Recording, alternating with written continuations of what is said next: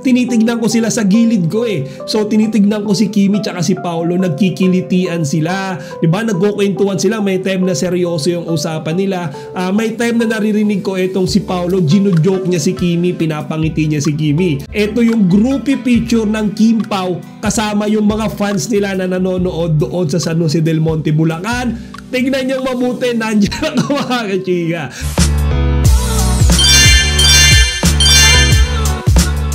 Magandang araw mga chika, Rigel po ulit ang yung Chika Patrol. Bago tayo magsimula mga chika, inaanyan ko muna kayong mag-subscribe dito sa ating munting channel para palagi kayong updated sa mga latest at nagde-trending ng mga showbiz balita. So let's have some quick Kim Pao update today mga kachika, at kauuwi ko nga lang dito sa bahay namin mga chika from Star Mall San Jose del Monte, Bulacan. So of course mga chika, kagaya nga nung ine-expect ko, nakita ko na sa wakas sina Kim Chiu at Paolo Abilino sa personal. Okay? Sa totoo lang mga chika, parang siguro mga 1 metro lang yung layo ko sa kanila.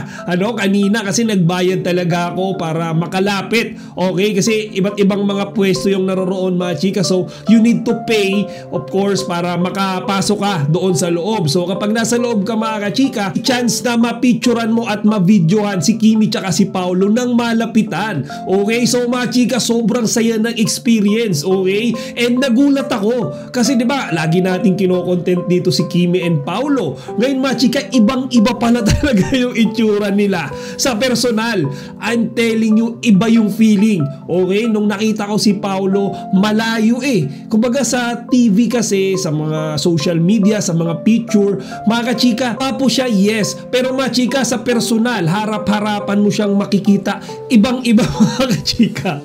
Para siyang umiilaw, parang nag-glow mga chika, yung mukha niya, yung skin niya, lahat mga chika, iba talaga yung itsura ni Paolo Abilino sa personal. Okay? And then Kimi naman, sobrang na-starstruck din ako sa kanyang itsura. Kasi syempre nakikita ko madalas si Kimi, 'di ba? Sa It's Showtime, sa social media, 'di ba? Yung mga pictures niya. Mga chika, sa personal, ibang-iba din. Okay? So ang liit ng mukha niya, sobrang sexy, and matangkad siya mga chika.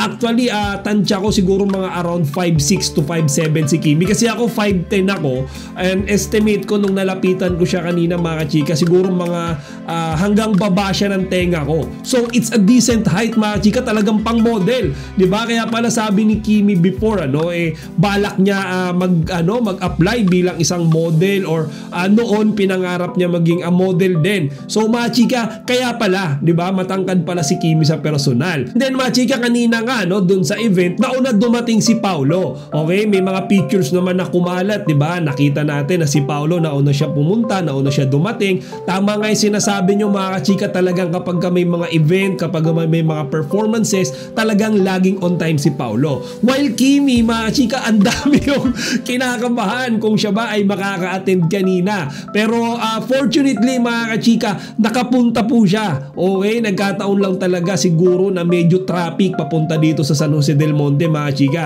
Dahil nga dito sa ginagawang MRT around Lagro, around Tungco area, di ba si Kimi from EDSA pa yan, ABS-CBN. Kaya siguro mga chika, na traffic talaga siya. Kung nag-eat showtime pa siya, 2:30 siya umalis doon. So siguro mga chika, 2 hours siya bumiyahe, di ba? Kasi tansya ko mga 4:15, 4:20 na siya dumating eh.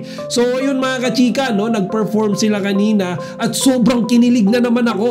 Okay, actually mabilis ang content lang to mga chika, kasi bukas tatalakayin ulit natin ito. Talakayin natin bukas yung trailer nila. Sa ngayon, talakayin lang muna natin yung naging ganap, okay, dito sa San Jose del Monte, Bulacan. And then ang dami ko ring nakita ng mga Kim Pao fans doon, Kim Pao clubs, Kim Pao communities, na makikita nyo sobra talaga yung suporta nila sa ating mga iniidolo. Okay, yung iba doon mga chika, galing pang San Juan, galing pang Cavite, from the other sector, other areas of Metro Manila. Isipin nyo, dumayo pa sila dito sa norte. Okay, and then yung mga taga Bulacan mga chika, actually may mga nakita ako ng mga ka-Chika Patrol natin. Shoutout sa inyo, yung iba sa kanila nagpa-picture pa sa akin kanina.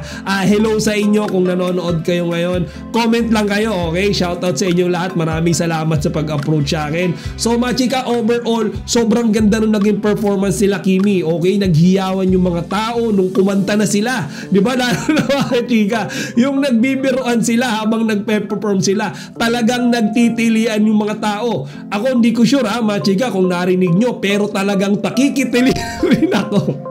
Sabi nga nung asawa ko kanina, para na daw akong nababakla kay Paulo. Pero hindi ko kinahiya mga kachika. Talagang may rason kung bakit mababakla kay Paulo, kasi sobrang gwapo niya pala talaga sa personal. Okay, and then matangkad din siya mga kachika.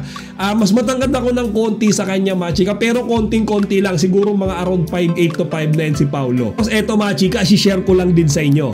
Lagi natin silang napapanood, di ba, sa social media. Nakikita natin, sweet sila. Di ba, ang dami nga nagsasabi, di ba, sinasabi nila, sa harap lang ng camera, sweet sila Kimi tsaka si Paulo. Mga kachika, I'm your living proof.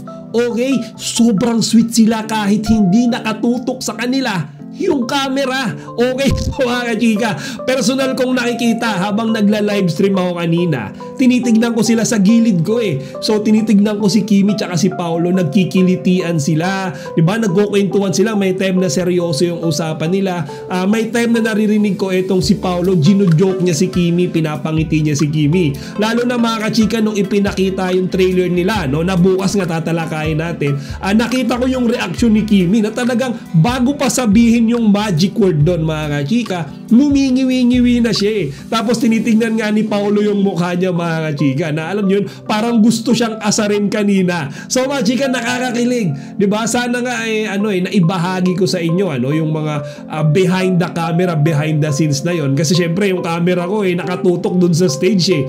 Hindi ko sila mabidyohan nung nandun sila sa gilid ko kanina, nagbibiruan sila. Pero nakakilig talaga mga kachika, no? Iba pala yung experience kapag ka nandun ka. Iba yung experience na pinapanood lang natin sila sa mga video, sa mga live stream. Iba mga chika, kasi nga kanina, again like what I said earlier, mas nakakakilig siya, mas nakaka-starstruck, mas ma-appreciate mo yung Kim Pao. And then si Kimi, sobrang bait niya mga kachika in person. Actually, napakaikling sandali nga doon mga kachika, na tumingin siya eh. Kumaga, napatingin siya sa akin saglit lang mga kachika. Do siguro hindi niya na alam yun, hindi niya na matandaan. Pero ayun mga chika, nakita niya ako habang kumakaway-kaway sa kanya. So napakabait ni Kimi mga chika. And then si Paulo naman, di ba? Ang dami nagsasabi, may pagkasuplado, may pagka-timid, di ba? Tahimik. Pero mga chika, kanina hindi naman eh. Siguro nga tama, di ba? Yung pinag-uusapan natin palagi, nagbago na talaga si Paulo. Kasi kanina nung tinitingnan ko siya, palangiti naman siya mga kachika. Kapag may kumakaway sa kanya,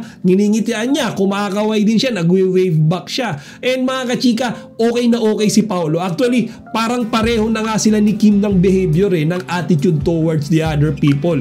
Kumbaga pareho na silang marunong makipag-socialize, diba? So ako ang ebidensya dyan mga chika, ako ang resibo nyo na talagang sobrang sweet ni na Kimi tsaka ni Paulo sa personal. Habang nagpe-perform sila, kumakanta sila, nagbibiroan nga sila dun mga chika eh. Tatalakayin din natin yun bukas. So kanina si Kimi, gino-joke niya si Paulo about feelings, and then nung sumasayaw naman sila mga chika, etong si Paulo ginawa ulit yung signature dance move niya with Kimi, yung pinapaikot niya then sinasalo niya. So mga chika, iba kapag nakita niyo siya sa personal.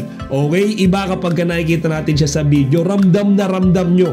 Para na talaga silang magjowa, magjusawa, mga chika. Kaya nga sobrang thankful tayo mga chika sa Star Cinema, ABS-CBN, of course Kimi and Paulo, na pumunta sila dito, sinadya nila itong San Jose del Monte, Bulacan. Kahit nga sabi ni Kimi kanina, medyo may kalayuan siya. Pero mga chika, sulit na sulit naman yung punta nila kasi talagang sinuportahan sila, dinumog sila ng napakadaming tao dito sa Bulacan. May babae, may lalaki, may matatanda, may mga bata, and of course mga kachika, yours truly si Chika Patrol nandoon kanina para suportahan silang dalawa. To be honest mga kachika, para meron kayong ebidensya, makikita nyo tong picture na to ito yung groupie picture ng Kim Pao kasama yung mga fans nila na nanonood doon sa San Jose del Monte, Bulacan. Tignan nyo mabuti, nandiyan ako mga kachika. So yan ang ebidensya na talagang nandun ako. Ako yung nagla-live kanina, and of course nakita ko yung magic na meron si Kimi tsaka si Paulo. Bukas mga chika, tuloy natin tong kwentuhan na to kasi baka hindi na naman ako makatulog mamayang gabi sa kakaisip sa kanilang dalawa. So tomorrow gawa ulit tayo ng bagong content, continuation nitong content ko na ito. Talakayin natin bukas mga chika yung trailer na ginawa nila tsaka yung ginawa ginagawa nilang performance. Kumbaga mas edetalye natin yan. So till here na lang muna mga chika. Gusto ko rin marinig yung inyong mga opinion doon sa mga nanood ng live ko kanina. Sana nag-enjoy kayo and sana alam niyo na satisfy at kinilig kayong lahat. Kagaya ko. Okay? Chika Patrol signing